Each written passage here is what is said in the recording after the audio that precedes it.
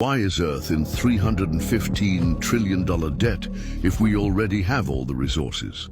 Why do we owe money on a planet that gives us everything? Earth gives us air to breathe, water to drink, sunlight for energy, land to grow food, forests, oceans, minerals, and more wealth than any human could ever count. Yet somehow we're told the world is in over 315 trillion of debt. But who do we owe? We don't owe the Earth. We don't owe the trees, the rain, the soil, or the sun. We owe other people, or more accurately, a system built by people that turned the planet's abundance into debt. Here's how the illusion works. Governments borrow money from central banks. Central banks create that money, often out of nothing. Corporations borrow to expand. Consumers borrow to survive. And as this debt grows, so does the illusion of scarcity. But the truth is, there's no shortage of land, food, or energy. What we have is a shortage of access, and that's by design. Because the modern economy doesn't just run on money, it runs on debt. Debt creates control. It turns nations into clients, workers into servants, and wealth into a pyramid, where those at the top own what everyone else must rent, borrow, or chase forever.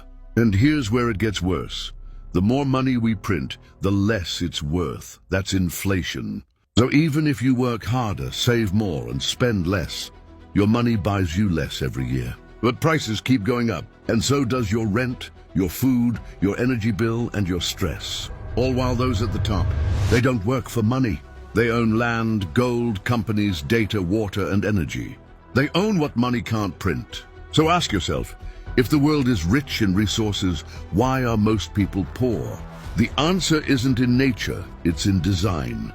We're living in a world where value is artificial and debt is engineered. And most people never question it. Because from the moment you're born, you're taught to obey the rules of a game you didn't choose. But what if I told you, the Earth isn't in debt? You're just living in a system that convinced you it is.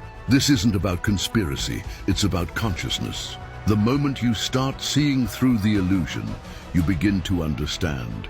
What they call debt is often just a tool of control, a way to keep the majority struggling while a few live in permanent abundance.